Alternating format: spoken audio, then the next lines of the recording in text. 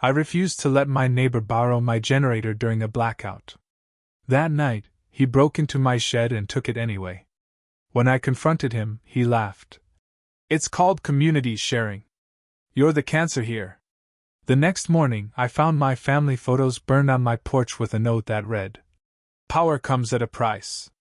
But when I checked the shed's hidden compartment, what was still there proved everything. And we live in Cedar Falls, Iowa. It's one of those towns where people pretend to care about your life, but the second your back's turned, they're already whispering your name with a smirk. I learned that the hard way. The storm hit on a Thursday. One of those brutal Midwest freak storms. Tornado sirens went off, rain slammed sideways, trees cracked in half. When it was over, most of the power grid was down. News said some areas might be without electricity for a week or more. We had a generator. I'd bought it after the 2020 derecho tour through town, and we spent 4 days living off canned beans. I wasn't going through that again. Especially not with my wife still healing from surgery and our youngest needing his asthma machine. I kept the generator in a shed in our backyard. I even added a second lock just to be safe. I fueled it up and ran a cord to the back window. That hum of power? It was the sound of relief. The fridge stayed cold, the lights worked, we could breathe a little easier. That same night, Ron knocked on the door. Ron's my neighbor. Lives directly behind us, across the alley. He's one of those guys who acts overly friendly at first, always checking in, always offering help, but there's something off about him. He talks like he's trying to win you over, not like he actually cares. He was already sweating when I opened the door. Dressed in gym shorts and sandals, holding a flashlight with low batteries. "Hey there," he said, casual. "I heard your generator. Figured you might be willing to share the wealth a bit." I stayed polite. "Sorry, Ron. I've got a full house here. Kids need the AC, wife's recovering. I can't risk anything." He didn't take it well. "Oh, come on," he said. "You know this is exactly why people don't like guys like you. You hoard and act like a victim. I'm just trying to keep my meat from going bad." I stayed calm. "I'm not hoarding. I planned for this. You didn't. That's not my fault." He laughed. "Not friendly. Not even fake friendly. Just cold. So this is how it is then." "That's how it is." He left without saying another word. I should have seen it coming. That night, around 2 a.m, I woke up to dead silence. No hum. No power. I looked out the window and the cord from the generator was hanging loose. I threw on shoes, grabbed a flashlight, and ran outside. The shed door was open. Lock broken, chain lying in the grass. The generator was gone. I knew it was Ron. No one else even knew about the generator but him. And it wasn't like someone just wandered through town with bolt cutters during a blackout. I didn't even hesitate. I stormed across the alley and pounded on his back door. Took him 5 minutes to open up, and when he did, he was drinking a beer like it was just another Saturday night. "You stole from me," I said straight up. He didn't deny it. Just smiled. "It's called community sharing," he said. "You're the cancer here. Not me." I didn't punch him, but I wanted to. I wanted to drag him out of his house and make him admit what he did. But I knew if I laid a hand on him, he'd turn it against me. So I walked away. Next morning, I got back from town after trying to find ice. My wife was sitting on the porch, holding her face in her hands. She was shaking. Then I saw the pile. Burned photographs. Every family picture that had been hanging in our hallway. Our wedding. My parents. Our baby's first steps. All of it. Torched. Dumped on our porch. There was a note on top, written in thick black marker on a ripped piece of cardboard. "Power comes at a price." I didn't cry. I didn't scream. I didn't say a word. I just picked up the note, walked to the shed, and opened the floor. Ron didn't know that my shed had a false bottom. Built it years ago when some teens were breaking into garages. I kept a trail cam battery down there, motion activated, set to capture anything that moved after midnight. I'd forgotten it was even still running. The memory card was still inside. I brought it in, loaded it onto my old laptop, and waited. There he was. 2:13 a.m., gloved up, flashlight in his mouth, snipping the lock like he'd done it before. He dragged the generator out through the back gate. Clear as day. At one point, he looked directly into the trail cam. Smiled. He had no idea it was watching him. I saved the footage. Made copies. Printed stills. Emailed one to myself. Saved another to a USB stick. I wasn't going to the police this time. Not yet. This wasn't about justice anymore. Ron wanted a fight. He wanted me scared. He wanted control. Now I had proof. But more importantly, I had a plan. I didn't sleep that night. I just sat in the living room, watching the footage over and over. Every time I paused it on his smug face, I felt it in my chest. Tight, hot. Not just anger. Something colder. More focused. I wasn't going to let this die out like some neighborly spat. He crossed the line. First thing I did was print 2 stills from the trail cam. One of him holding the bolt cutters at my shed, and another of him dragging the generator away. Clear as day. Timestamp in the corner. I laminated them at the UPS store the next morning and taped one to the inside of his mailbox. No note. Just a picture. He got it. Oh, he got it. That afternoon, I was out front checking the downed tree limbs when he came marching over, red in the face, picture in hand. You threatening me now? He barked. You think this is gonna scare me? I didn't flinch. I think you should know you're not as slick as you think you are. He stepped closer, lowering his voice. You play games, you're gonna lose more than a generator. I stared him down. Then go ahead. Try me. He left without another word. That was just the start. 2 days later, I came home from work to find our mailbox smashed. Like baseball bat smashed. Bent metal, door ripped off, letters thrown all over the driveway. My wife said a black pickup had driven by fast around noon. Ron drives a black pickup. The next day, someone slashed 2 of my tires in the driveway. Not punctured, sliced, deep and deliberate. I called the cops again. Filed a report. Same routine. They asked if I had proof. I showed them the trail cam stills. They said it proved the theft but didn't tie him to the recent incidents. Basically, without direct evidence, they weren't going to do a damn thing. Fine. I didn't need them. I set up more trail cams, one over the garage, another facing the alley, a third in the front yard, hidden behind the bushes. I also got motion-activated floodlights, a Ring doorbell, and a backup battery system for the house. Every move he made near my property, I was going to see it. But then things got worse. My wife's car was keyed at the grocery store, deep gashes from headlight to taillight. Someone left a note on the windshield. Next time, she's in the car. That shook her. She wanted to move. Said it wasn't worth it. I told her I'd take care of it. That night, I walked the alley behind our houses for hours. Just pacing. Waiting. I knew he watched from the upstairs window. I could feel his eyes. I wanted him to know I wasn't scared. Then, 3 days later, I caught him again. Trail cam caught him walking his dog. Or pretending to. He let the mutt poop in our yard and didn't pick it up. Then he crouched down near the side gate and cut the power line to one of the floodlights. Camera got it all. That was the moment I realized he wanted me to break. He wanted me to snap so I'd get arrested or run off. But I wasn't going anywhere. Instead, I changed tactics. I started digging. I found his old Facebook. Not the current one, an old one from years ago, still up. Buried in the friends list were old coworkers, tagged photos, even a woman who looked like an ex-wife. I reached out. It took a few tries, but someone answered.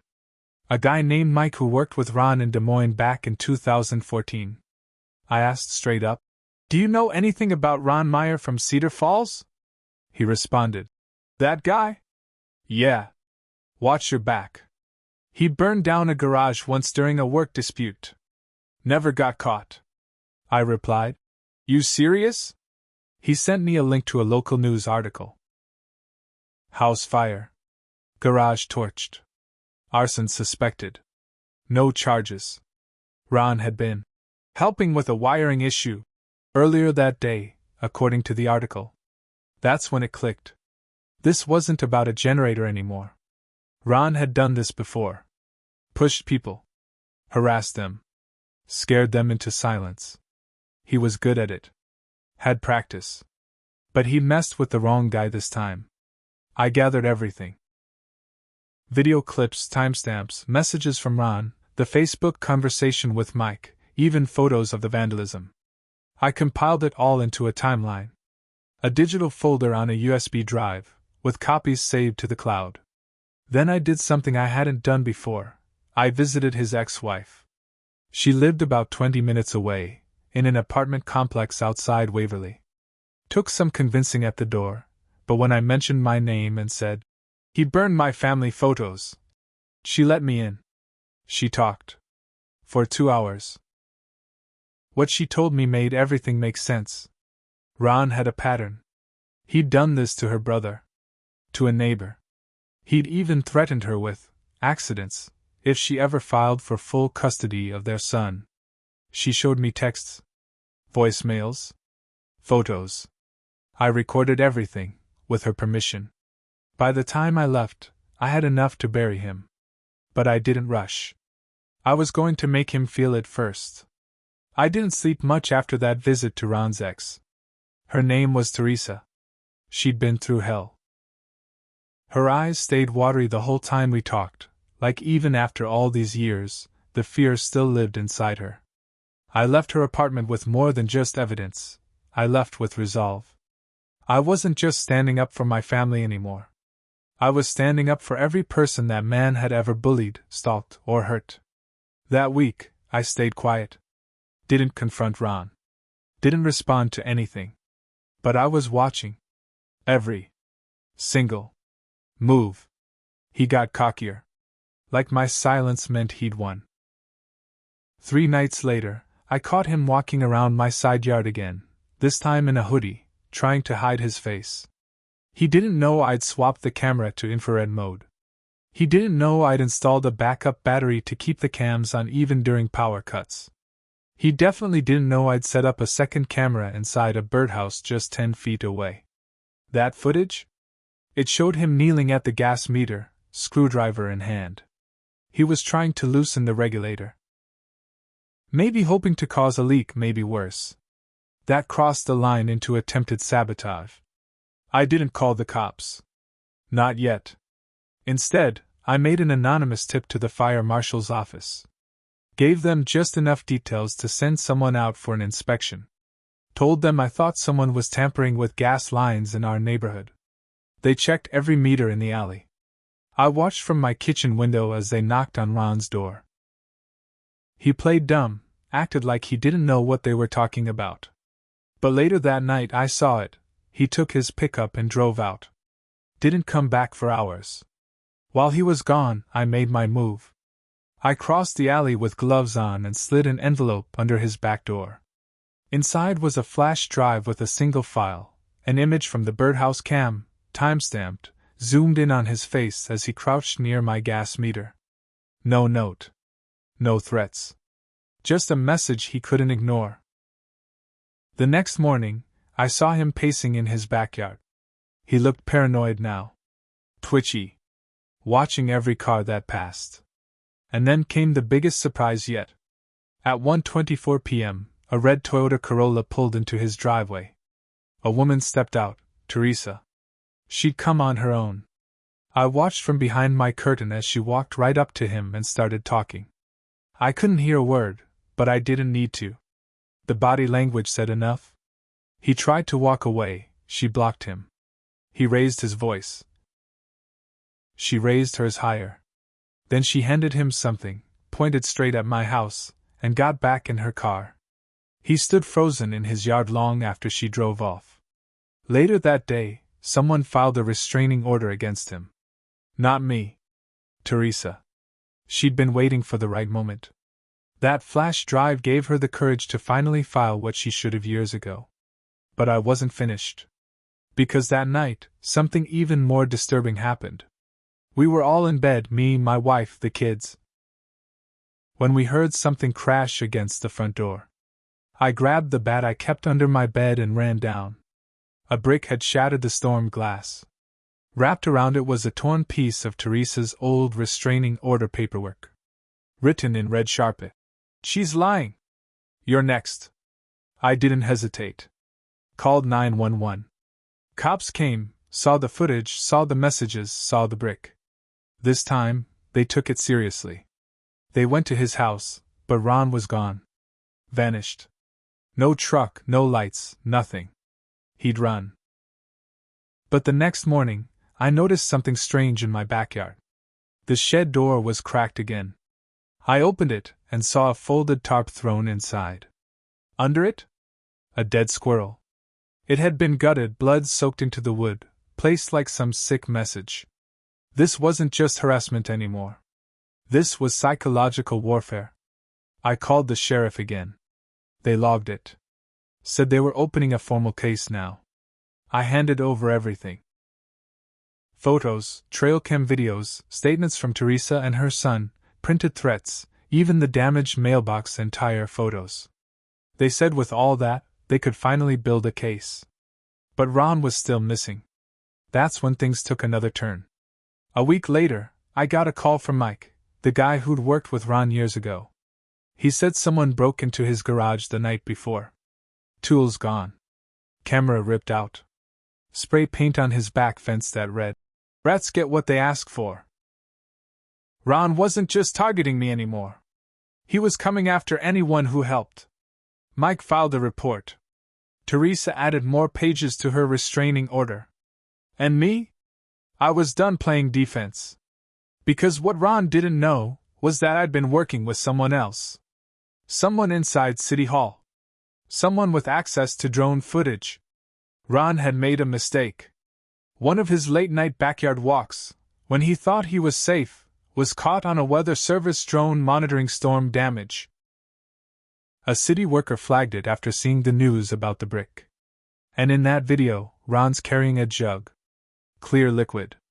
Pouring something near my fence line. Accelerant. They analyzed it. Confirmed traces of gasoline and kerosene mixed in the dirt. Now it was attempted arson. He was wanted. But still, no sign of him. Then, 2 weeks later, my doorbell rang. It was a boy. 13 maybe? Nervous, shaking. He handed me a letter and ran off. The envelope just said, "Read." Inside was a handwritten note. "You think this is over. But power never really goes away. It just changes hands. See you soon."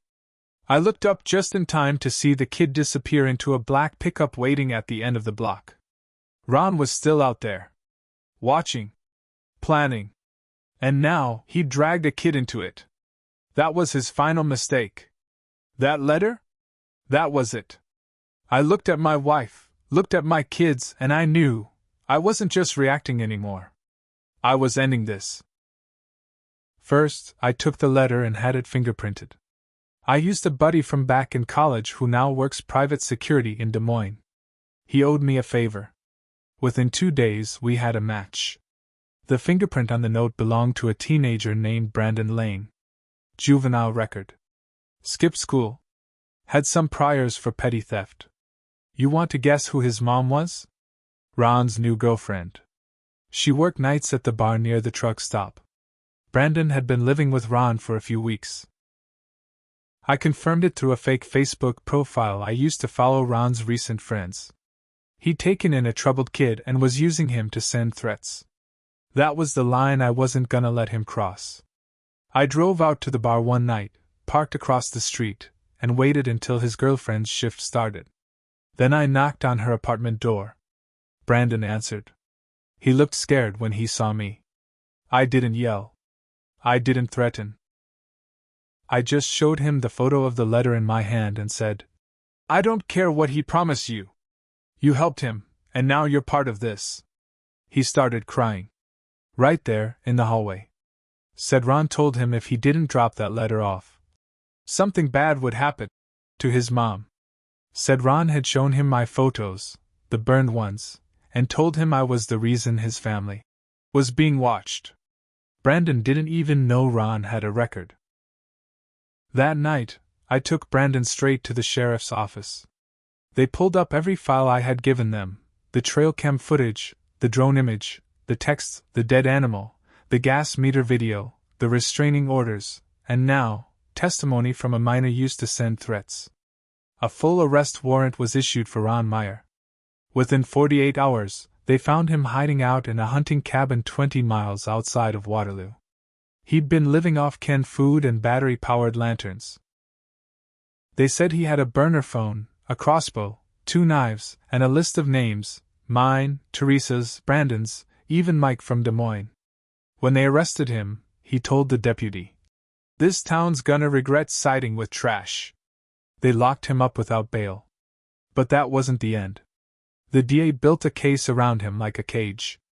7 charges: breaking and entering, theft, arson attempt, harassment of a minor, terroristic threats, tampering with utilities, and unlawful possession of a weapon. His trial made the local news. I was called to testify. So was Teresa. So was Brandon. And you want to know what really broke him? It wasn't me. It wasn't the cops. It was when Brandon told the courtroom. He said if I didn't help scare that family, he'd hurt my mom. I didn't want to do it. I thought I had no choice. That crushed whatever was left of Ron's image. The jury deliberated for 5 hours. He got 15 years. No parole for the first 7. But still, the damage he left behind stuck around. Our family photos were never recovered. Some of them had been in albums my mom passed down. Gone forever. My youngest still flinches when he hears someone banging at the door. My wife took months before she could sleep through the night. And me? I changed too. I learned how deep people's hate can go. How far someone will go just to prove they're not powerless.